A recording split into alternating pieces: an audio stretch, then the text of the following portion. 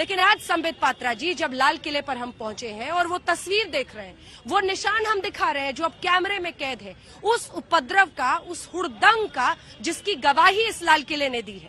पहला सवाल आपसे कि आखिर इस तरह की परिस्थितियां क्यों बनी? विपक्ष लगातार ये सवाल दाग रहा है कि आखिर आपकी एजेंसियां, आपकी सुरक्षा की जो व्यवस्था थी, उसने लाल किले के प्राचीर तक किसी दूसरे झंडे को कैसे टांगने की इजाजत दे दी? क्या होगा आपका जवाब? वो कह रहे हैं आपने आंदोलन के इस ट्रैक्टर रैली को मिस हैंडल किया। संबित जी, देखिए अंजना जी, आज आपसे मैं अनुमति लूंगा और कहूंगा कि मैं बहुत एक भारतीय जनता पार्टी का मात्र प्रवक्ता बन के नहीं बोलूंगा।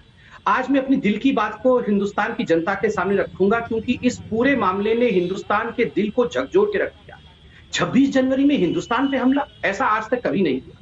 आपका प्रश्न कि हिंदुस्तान की सरकार क्या कर रही थी, हिंदुस्तान की सरकार ने ऐसी उपद्रवियों को, ऐसे उग्रवादियों को लाल किले तक पहुंचने क्यों दिया? मैं उत्तर देता हूं। एक बहुत बड़ी ताकत हिंदुस्तान में ऐसी थी जिसमें तथाकथित किसान भी और कुछ अपोजिशन पार्टी के लीडर भी शामिल थे, जो चाहते थे कि हिंदुस्तान की सरकार और हिंदुस्तान की पुलिस इन पर गोली चलाए, जो चाहते थे कि अफरा तफरी हो, जो चाहते थे कि सड़क पर खून बहे और लाशें बिछ जाएं, ताकि वो गिद्ध बनकर मंडरा के आते और लाशों के ऊपर बैठ जाते और कहते कि देखो जलियांवाला कांड हो गया, देखो सिखों के ऊपर इस सरकार ने, मोदी ने, जो जनरल डायर है उसने गोली चला दी। वो मोदी जी को जनरल डायर बनाना चाहते थे 26 जनवरी के दिन।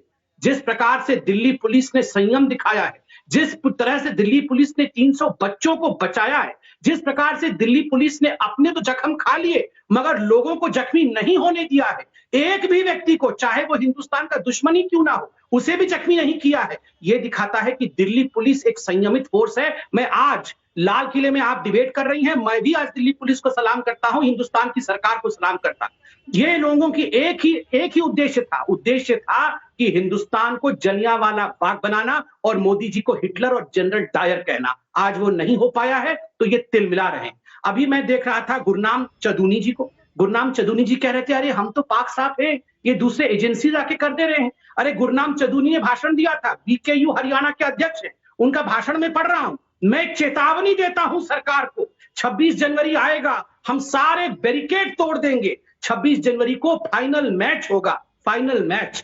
ये फाइनल मैच चाहते थे आप, चाहते थे लाशें बिछे, आपने तो खुद कॉल किया था कि हम बैरिकेड तोड़ देंगे, और आज आप झूठ बोल रहे हैं। और सुनिए, यहां पर राकेश टिकैत, जो सुबह से पता नहीं 10 बार अपना बयान बदल चुके हैं, राकेश टिकैत कह रहे थे दिल्ली खबरदार, जो ट्रैक्टर को रोकेगा तो उसका इलाज कर दिया जाएगा, बक्कल उतार के रख दी जाएगी, अपना झंडा डंडा सब लेके आ जाओ, समझ जाओ। ये समझ जाओ क्या होता है, डंडा लेके आ जाओ, समझ जाओ क्या होता है। अंजना जी आप बताइए, कौन सा ऐसा किसान आंदोलन पूरे विश्व में होता है जिसमें तलवार, तमंचा, तीर, ये सब लेके, घोड़े लेकर कोई किसान आता है? अरे हम इतने मूर्ख नहीं है, हम राहुल गांधी नहीं है, हम हिंदुस्तान की जनता है। और देखिए, एक एक को ऐसा जवाब मिलेगा कि ये अपने जीवन भर याद रखेंगे हिंदुस्तान के तिरंगा और हिंदुस्तान में लाल किले के साथ खिलवाड़ करने वाले का अंजाम क्या होता है। आप देखिए भविष्य में क्या होता है। ठीक है सुप्रिया जी, अब सवाल आपसे है। कांग्रेस पार्टी ने तो इस ट्रैक्टर परेड को समर्थन दिया था, लेकिन सवाल यही होता है कि जब जब इस तरह का आंदोलन होता है, बेकाबू होते हैं, चाहे आप उन उपद्रवी कहिए जो यहाँ पर पहुंच गए। देखिए, कोई भी पार्टी हो, किसी की भी सरकार हो, लेकिन लाल किला और वहां पर फहराने वाला तिरंगा हिंदुस्तान का होता है। इसको पार्टी में अगर बांट दिया जाएगा तो फिर देश को नुकसान होता है। कौन है देश में इस वक्त नहीं जो शर्मसार है कि यहाँ पर इस तरह से उपद्रवियों का कब्जा हुआ?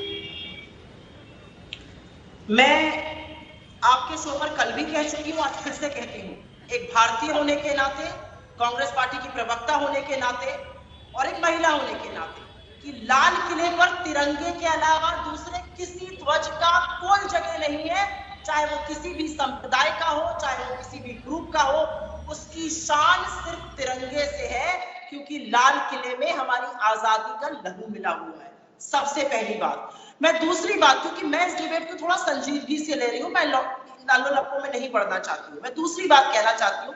4 मिनट बीजेपी से संबित जी बोले, उन्होंने एक बात का जवाब नहीं दिया। आपने बिल्कुल सही कहा, हमारा समर्थन था ट्रैक्टर रैली को, लेकिन किसी भी हिंसा की जितनी भर्त्सना करी जाए और जितनी कड़ी से कड़ी कार्रवाई करी जाए वो कम है।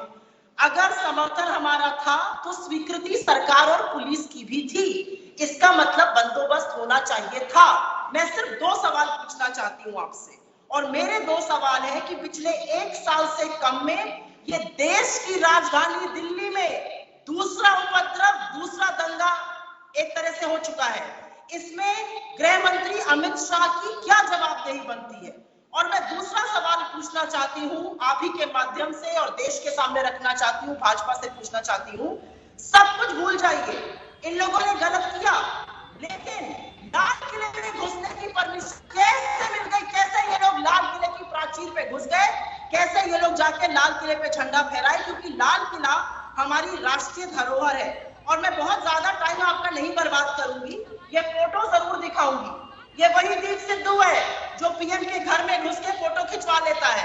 ये वही दीप सिद्धू है जो अमित शाह जी के साथ बैठकर फोटो खिंचवा लेता है। मैं ये जानती हूँ कि राजनेताओं के साथ चलते फिरते फोटो खिंचा लेना कोई बड़ी बात नहीं है, कोई रैली में खिंचा लेता है, कोई कहीं खिंचा लेता है। कितने लोगों को प्राइम मिनिस्टर आवास और उनके ऑफिस में घुसने की कोशिश, कितने लोगों को अनुमति है? इसका जवाब कौन देगा? मैं जरूर पूछना चाहती हूँ कि दिल्ली पुलिस ने जब स्वीकृति दी तो क्या बंदोबस्त था? और आज अमित शाह जी की